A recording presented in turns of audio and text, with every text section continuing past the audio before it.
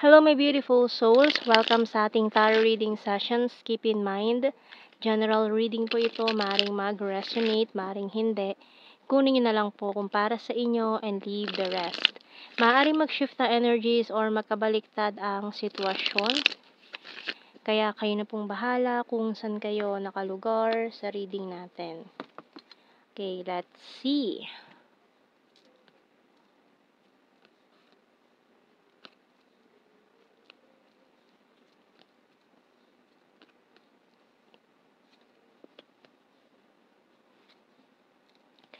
Okay. So, may specific signs tayo dito ng Libra and Leo signs.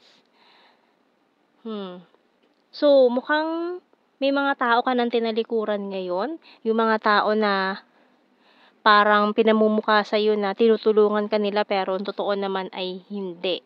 Kumbaga nagpe-pretend tong mga taon to na they are your supporter pero deep inside parang may mga crab mentality na gusto kang hilahin pababa. Pero nagpapanggap sila na they are with you in your time of struggles, ganyan. So ngayon kasi nakikita na yung mga mga achievements mo no? Pero kasi itong mga taon to, patalikod kang sinisiraan nang hindi mo alam.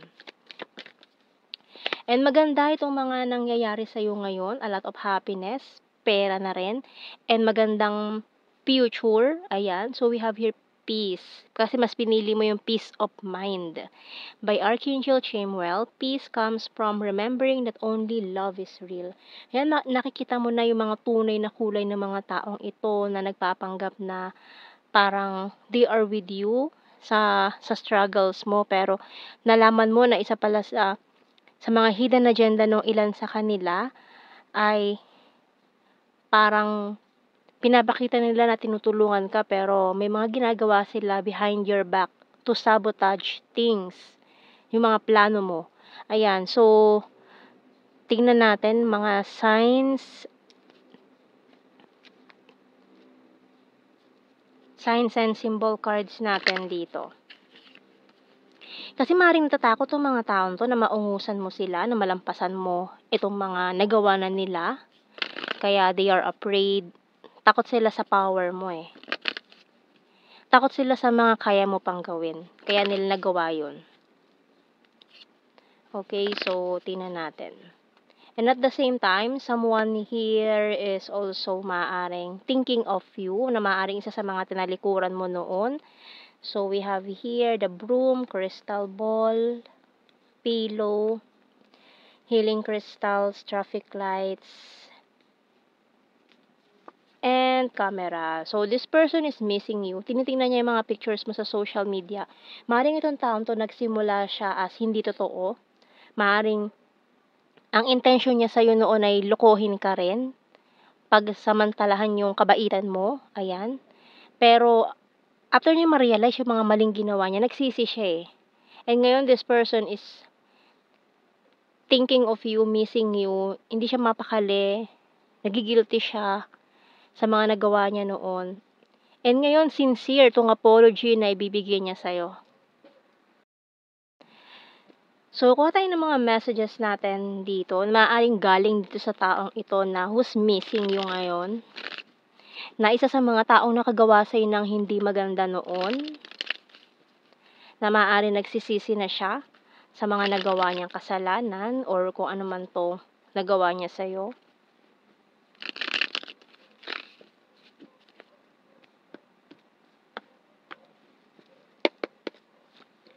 I hate my pride and ego. So, gustong-gusto niya nang humingi ng tawad sa'yo or kausapin ka, kumprontahin ka sa mga nangyari. Pero parang mas nasasapawan pa siya ng pride and ego niya.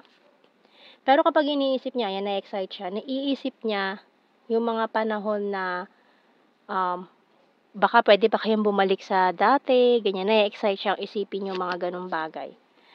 For some of you, it's a twin flame journey na maaaring itong taong ito is maaaring karmic mo, na you're in a twin flame journey with someone na maaaring with signs of Libra or Leo or kung anumang signs na meron siya. It hurts so badly. So, parehas kayo nasasaktan sa mga nangyari. Waiting for you.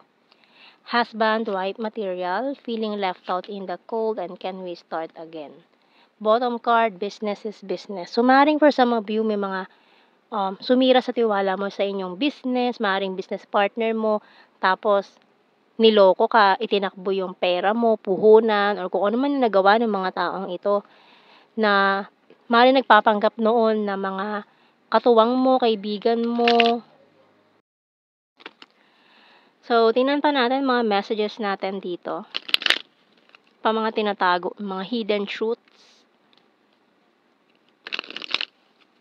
Pero maaaring naghihintay lang din siya ng right time. I'm waiting for you and we have here the traffic lights. So, maaaring may mga pinaplano din siya ngayon or maaaring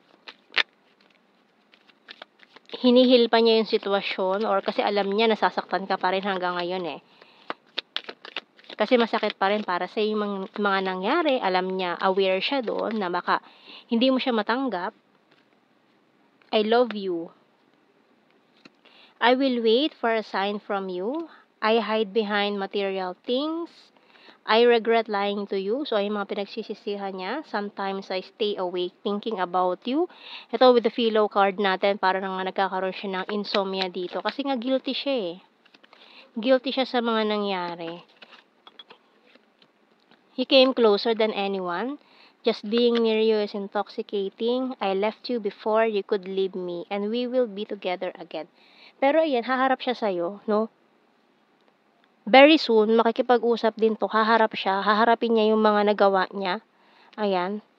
So, maaaring tanggapin niya lahat ng mga sasabihin mo sa kanya.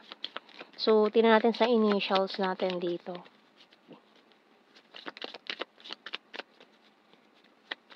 Maaaring kasi nadala din siya sa mga sulsol ng mga taong kasabwat niya. Pero para nakonsensya na siya sa mga nangyari. G, K, S, B, C, R, J, W, bottom card natin, X.